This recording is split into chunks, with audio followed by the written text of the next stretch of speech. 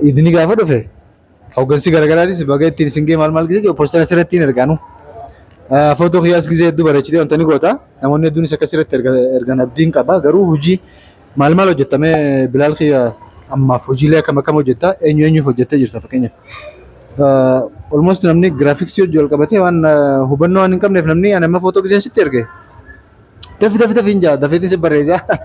Egaa edit gootee ergite booda ammas maarreetti irratti deeyyee dafeetiin siin afarsi. It seems to me simple waan laaftuu kana fakkaatti. So mee maal hojjetta eenyuuf hojjette akkamitti mee waan kana irratti ibsinu kannita. Dargaggeessa akkana dhaloota generation ammaa kana keessa argachuun waan guddaadhaan himaa ajaa'ibaati. Ani gama kiyyaan inshallah yoo rabbi jee waan takka waan hin ballama seenanii jira asirratti hin dubbadhu. Waan san yoo rabbi inshallah waan inni yaadee jira waan san akkan niyyaa rabbi naaf guutu niyyadeetiin jira Bilaaliif godhuuf inshallah. Miidiyaadha. Okay, kabajamtoota daawwattoota Dadar miidiyaadha. Jaalattoota fi hordoftoonni keenya akkam jirtan nagaa fayyaadhaarra. Dadar miidiyaa irratti nama adda durummaadhaan hirmaatu waliin irra deebiidhaan wal isin barsiisuu deema. Giraafiksiidhaa fi editara keenya obboleessa keenya Bilaal haasawaa xiqqoo wajjin goona. Sagantaa immoo sagantaa gisee biraa waliin daleenna kun tamsaasa yaaliiti. Akka jalqabbiidhaaf nu ta'u. Dura maqaa isaa isin wal barsiisetiin achi booda inshallah haasawaa tokko lama nuraa dhaggeeffattanii achumaanuu Dadar miidiyaa subscribe godha moo maal godha? Subscribe godha, download godha, down godha. Maqaan kee Bilaal maamila? Bilaal inni maal godha? Bilal Muhammad Ahmadi. Dadar miidiyaa jechuun maal? Dadar miidiyaa jechuun akka hawaasa biyya tanaatti jechuudha. Miidiyaa nama kan nuti beeknu TVdhaan akkana qophaa'u kanaami.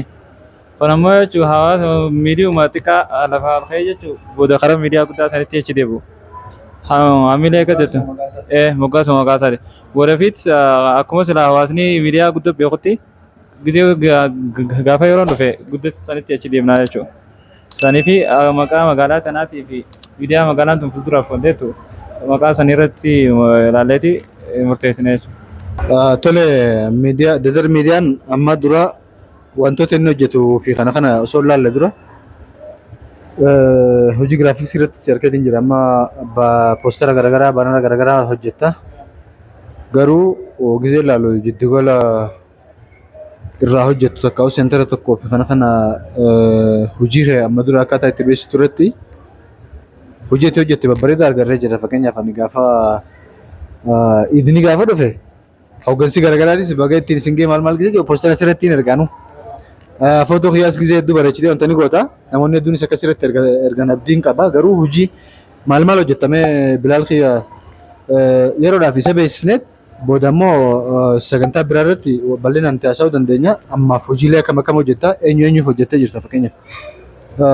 Almost namni giraafiksii hojii wal qabatee waan hubannoo waan hin qabneef namni ani amma footoo giseen sitti erge. Dafi hin jaa dafeetiin si barreessa. Egaa edit gootee ergite booda ammas maarreetti irratti deeyyee dafeetiin siin afarsi. It seems to me simple waan laaftuu kana fakkaatti. So mee maal hojjetta eenyuuf hojjette akkamitti mee waan kana irratti ibsinu kannita. Achi booda immoo yoo danda'ame waan si mudate illee takka keessa buusta. Gaafii bareedura. Giraafiksii hojii wal qabatee wanta bira waa fiildii hedduu takka qabdiif keessaa. Amma giraafiksii yoo fudhatee buka bariifaa jira. Baannaroota kanafaa jira. Manneenota silaa hoteelota haaree banaman kanafaa baannara jechuu qopheessee fi piroomooshinii akkatti godhatuun kanneen fa'aa jira.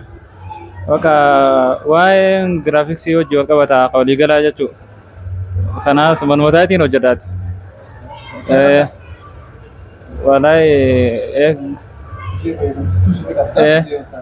Gisee isa naa jabsisee fayyadamaa. Fuulduraaf wanta istiidiyoo takka ofiisii takka bannee wanta jechuudhaaf karoora ni qabna. Ammaaf barnootaa fi wanta wal cina waan deemaa jiruuf manmootaatiin jechuun wanta kana godha. Dabalataan ammoo amma viidiyoo fa'aa edit godhuu, footoo fa'aa tolchuu kana wal qabatee hedduu takka yeroo kanarratti dabarsa. Ijoollee ediitii goota. Viidiyoo ol qabate. Ayyaa. Waan ajaa'ibsa hanga jalqabaa kana egaa yoo kana hin taane beekte guddachuu hin jiru. Amma ifumaaf waraabdee ifumaaf fidit gootee ifumaaf gisee ol baastu hanga duraa kanarratti baay'ee iskiil irra godhuu barbaachisa. Sanumaaf hedduu takka namatti ulfaata egaa jalqabne kun. Boodarra egaa gisee yeroon dhuftetti wanni hundi babal'ataa deema. Hangasitti obsaatuma jiraata. Waan si mudatee qaba. Kennaan gammaatti waan hojjetee jira. Hojii hojjetu irratti bananii. Waan laaftuu bal'aa takka seefaa si afarsee dafii marree walii kana godhuu laaman karaa sadii afurfaa asitti deddeebisuun jira waan si mudatee qabdaa. Amma namoonni jechuun gisee si hojjetan akka waan bakka fi wanta sana dalagaa sana keessan beekaniimi akkuma ati deeqaa lama shanitti achi darbituuf fadhanii bakka tokko tokko faan jechuun haati haa jettanii ajaja san wanta godhu jirtu bakka waan biraa dhiistee wanta godhu jirtu ta'ee aaree jechuun ganuma duruu waan biraa keessa daaqota. Nama hedduu takka shaaranjii warra obsan qabne fa'aa hedduu takka nama dhiba dalaguudhaaf isaaniif. Jiddumatti wanta waan hangammaa hojjette keessa waan takka takka mee wanti isaa viidiyoo isaa dhumeessa viidiyoo fi footoo fi waan takka takka illee mee irra nu buusitichi godhatti deemina. Gama karaa wanti dabalame suuraa kaasuu irratti maal maal kana kana amma kaameeraan keessatti wanti gisee ilaalu waan sila namni osoo cinaa dhaabbate maal maal jettee yaaddu maal maaltu jedhamee fakkeenya. wala an hangara bilbil main hojjechaa ture garuu gaa bilbila kanarraa kaaniin kana dura ittiin wanta godhaa ture tokko akka kanaati miti.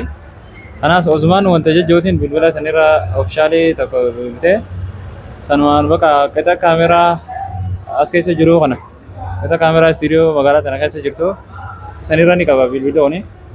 Sanii wal qabatee bakka bilbila kanaafin boota irra kana kaameraadhaan wanta jechuudha. Amma kaameraadhaan yoo ni waraabee jettee kaameraan akkasittis kaaluutti diras qabu jiru.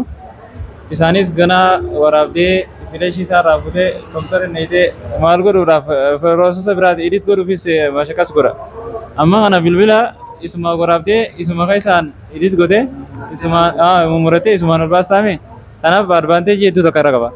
Yoo garuu fuulduraaf yoo rabbiin fedhe ati kaameraa inshaallah yeroo numa dhufti jennee ituma eeguu jira.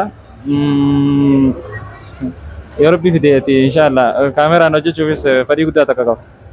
Tola egaa kabajamtoota hordoftoota daawwattoota Dadar Miidiyaadha. Sa'a qabnu wajjin gaa sa'a muraasa qabnaa karaa deemu jirra. Obboleessa keenya Bilaal akka tasaa wal agarreeni silaa interviyuu sa'a dheeraa wajjin haasa'uu dandeenya ture garuu za'aan nu daangeessa waan ta'eef dargaggeessa akkana dhaloota jenereeshinii ammaa kana keessa argachuun waan guddaadha ni'imaa ajaa'ibaati. Ani gama kiyyaan inshaallah yoo rabbi jee waan takka waan hin ballama seenanii jira asirratti hin dubbadhu waan san yoo rabbi inshaallah waan inni yaadee jira waan san akkan niyyaa rabbi naaf guutu niyyaadeetiin jira Bilaaliif godhuuf inshaallah. Kanaaf dargaggeessa akkana kana promootora akkana nama editara akkana giraafiksii akkana qabaachuun keenya keessattuu ammas nama dargaggeessa amma ol dhufaa jiru kana cinaa dhaabbachuun hedduu murteessaadha waan jiru isiniif ibsuudhaafi. Kanaaf ani waan takka niyyaadeetiin jira yaa'u dhaggeeffattoonni keenyas jaalattoonni Bilaal rabbi laaffiseef waan takka akka gootan abdiin qaba inshaallah.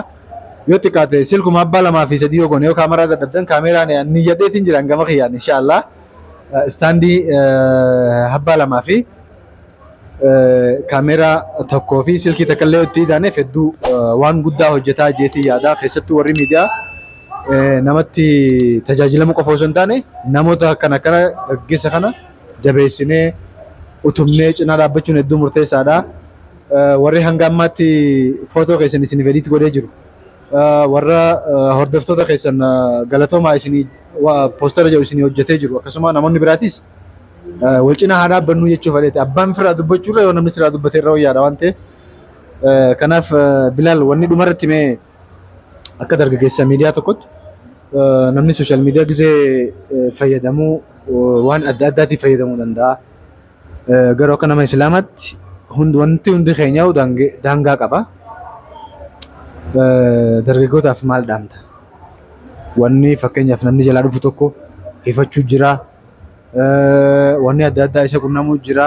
San bira kutee namnummaan ati silaa tajaajila kan ta'eef yeroo itti laaftu silaalee bakka eegaatti dhumarra geessifaaf irraa dhiisi bakka waan sanne saamaarree taate sin jiru jira warri akka kiyyaa jirjiran.